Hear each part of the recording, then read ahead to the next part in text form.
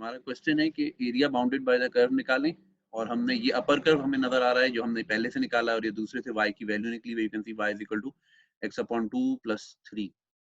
ठीक है, so with the objective of find the area bounded by the curve so that we can give a review to the integration, हम क्या करने वाले हैं, हमने इनको साइमल्टेनियसली सॉल्व करके इसके लिमिट्स निकाल लिए हैं कि हमें इंटीग्रेट कहाँ से कहाँ करना है. ठीक है, on the other hand we have plotted out this thing on a graphing software जो कि हमें ये दिखा रहा है कि ये कहाँ से कहाँ जा रहे हैं. कुछ लोगों ने पूछा था मुझसे कि ये डॉटेड क्यों आता है, तो इसमें अगर आप इज इक्वल टू लगा देंगे तो क्योंकि आपने लेस देन लिखा हुआ है इसलिए ये डॉटेड शो कर रहा है. अदरवाइज अगर आप यहाँ पर इसमें इक्वल टू भी लगा देंगे तो ये देखें, ये एक मिनट इधर से लगाएं, इधर से इज इक्वल टू, ठीक है, ये इनइक्वालिटी है तो इसमें ये इज इक्वल टू कर देता है. ठीक है, यहाँ पे भी आपके पास और यहाँ पे भी इज इक्वल टू कर देते, you can see the dots are gone. ठीक है, तो that is the answer to the question. वो डॉटेड का मतलब ये बताना चाह रहा होता है कि ये लाइन जो है वो शामिल नहीं है. ठीक है, तो अगर लाइन भी इंक्लूडेड है तो you can make it equal to here. ठीक, अच्छा, now our objective is to find out this region, ये जो कोऑर्डिनेट एक्सिस में रीजन बना हुआ है हमारे पास, ये लिमिट पॉइंट में आप देख सकते हैं ये ए है 2 और 14. ठीक, other one is obviously here be 18. तो हमें इनफैक्ट इसे 2 से 18 तक इंटीग्रेट करना है. मैं आपको यहाँ ये करके दिखा रहा हूँ और फिर हमसे देखते हैं कि ये कैसे निकला. ठीक है, the idea is from the integration is upper curve minus lower curve. Integration में क्या होता है, जो कर्व ऊपर है उसमें से आप नीचे वाला कर्व माइनस करके इंटीग्रेशन करते हैं. तो हमारे पास जो एरिया आएगा सॉल्यूशन के अंदर, कैन सी, सो वो होगा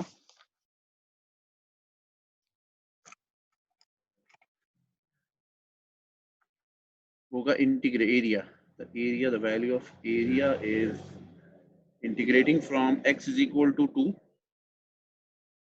to x is equal to 18. Upper curve minus lower curve, चाहे तो मैं यहाँ लिख दूं, आपको याद रहे कि मैंने किया क्या था. अपर कर्व जो डायग्राम में ऊपर है minus lower curve.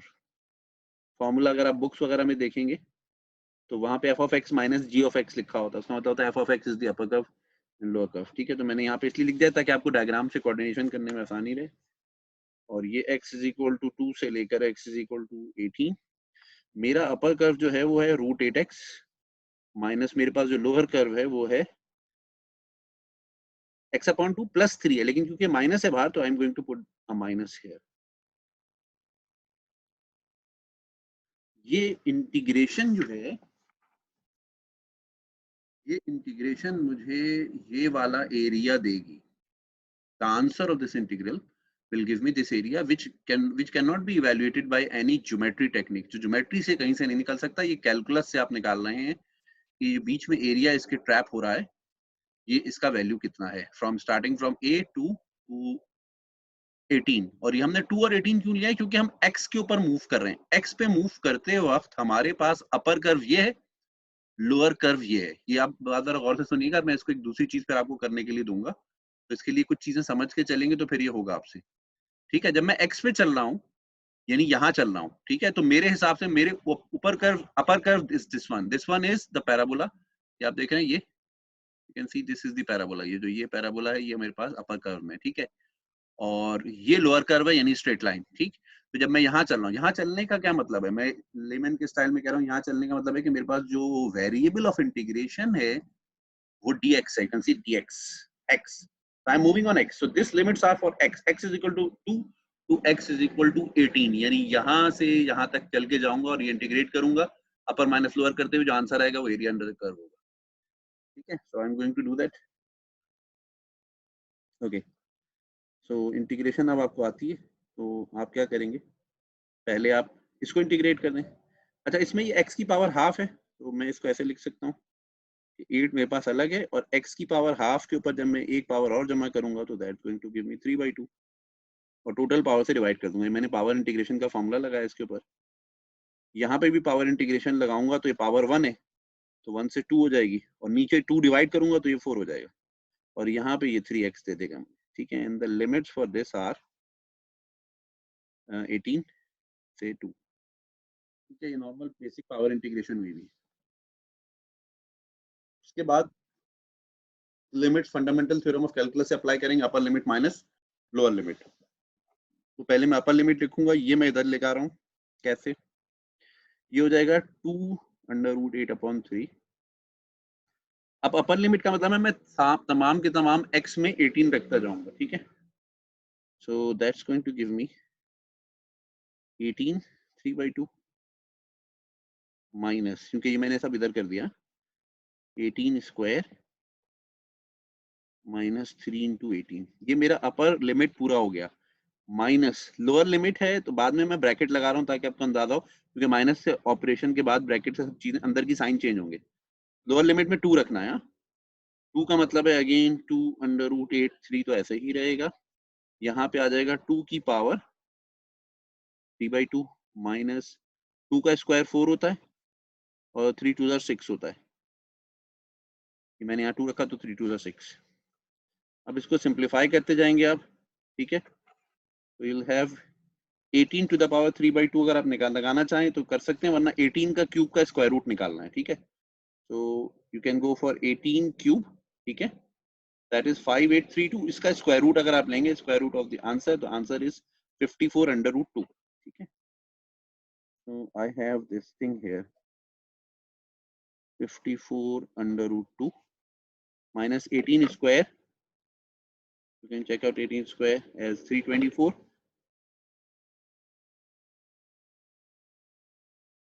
And then 18 into 3 is 54. That is 54.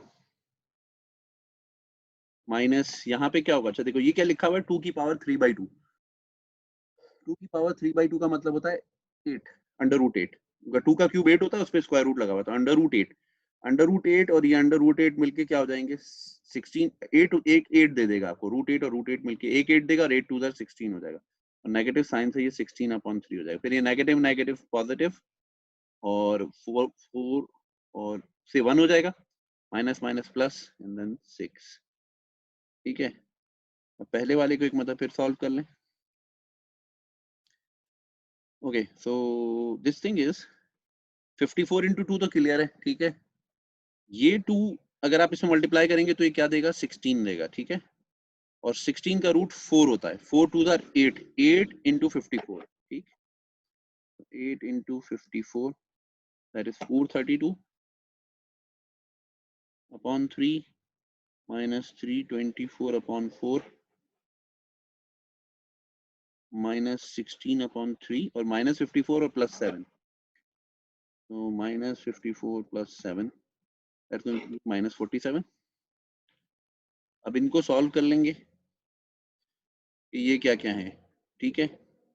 Okay, so fractions हैं तो 2 फ्रैक्शन तो ये साइमल्टेनियसली वैसे होती नजर आ रही हैं आपको, चाहे तो इन दोनों को पहले ऐड कर लें, 432/3 minus 324/4, answer is 63। so you have in fact minus 16/3, 63 minus 47 plus 63 minus 47, so in fact you have 63 minus 47 as 16, ठीक है। और इसको इसमें ऐड कर दें -16/3, तो your answer is 32/3, 32/3, ठीक है। so that is the value of area square unit, ठीक है। पहले तो ये देख लें कि ये सबको क्लियर है कि नहीं, okay, that is the value of area। इसमें कोई चीज ना समझ में आ रही तो पहले ये बताएं, तरीके में से लेकर और आंसर निकालने तक, anything if you don't understand.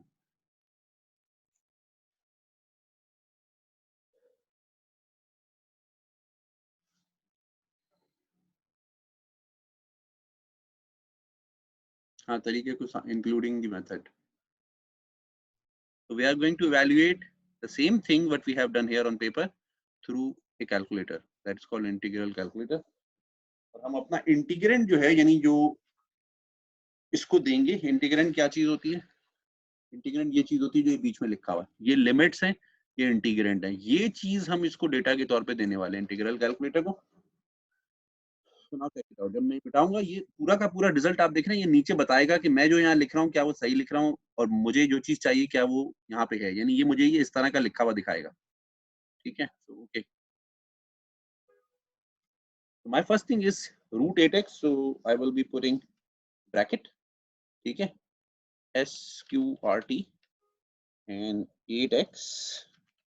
ठीक है, हो गया। अब स्पेस बार दबाना है क्योंकि मुझे नेक्स्ट टर्म लिखनी है, then minus x upon 2, right, on -3 bracket close. ठीक है जी, ये मैंने पूरा वो इंटीग्रेंट जो मैंने इंटीग्रेट किया यहाँ इंटीग्रेंट में आ गया और मुझे लिमिट्स डालने, so I am going to go for limits. ठीक है, एक मिनट भाई, लिमिट्स के लिए मैं यहाँ पे क्लिक करूंगा। ठीक है, तो ये मुझसे पूछा भाई लोअर बाउंड, तो lower bound is my 2, upper bound is my integration 18, and I also want simplify expressions। Numerically integration करने का मतलब है कि वो आपको आंसर दे देगा, क्योंकि अगर वो देखो मैंने अब क्लास में आपको बताया था कि हर चीज जो है वो एंटी डेरिवेटिव के मेथड से इंटीग्रेट नहीं होती, so obviously if it is not possible then वो न्यूमेरिकल इंटीग्रेशन का मतलब है कि वो आपको आंसर दे देगा। And I don't want decimals, use complex domain, या अभी आपके अप्रोच से बाहर है, कॉम्प्लेक्स डोमेन पे भी इंटीग्रेशन होती है। ठीक है, सिंप्लीफाई रूट हमें चाहिए नहीं, हमें उसके अपने, और कीप डेसिमल्स हम नहीं कर रहे, क्यों, क्योंकि मेरा आंसर जो है वो फ्रैक्शन में, तो मैं डेसिमल में नहीं मांग रहा उससे। ठीक है, so that is what all I want. Simplify root no to, okay, then you press this button, ये जो go का बटन है, you press this go button, so it's working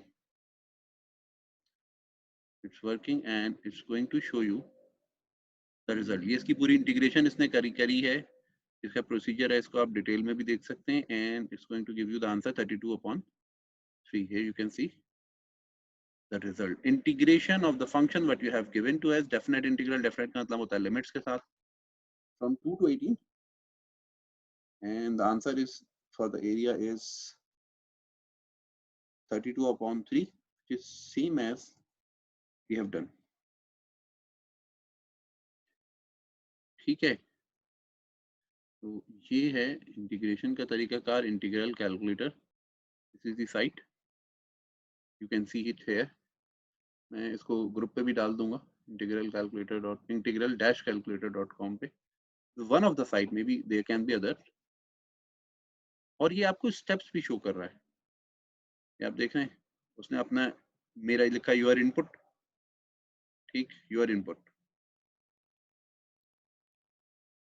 फिर ये उसने उसको इंटीग्रेट किया, उसने वाली टर्म पहले, लीनियर टर्म पहले डाल दी, जिसकी पावर 1 है, वो 1/2 पावर को बाद में कर दिया है उसने, जो है ना वो डिसेंडिंग ऑर्डर में उसे अरेंज करते हुए फिर उसको इंटीग्रेट किया है, और उसके सिंप्लीफिकेशन के स्टेप्स अपने जो भी हैं उसके, सही बात है, हम इसके स्टेप्स से तो नहीं डिपेंड करें, we are working on at our own, so that's your answer.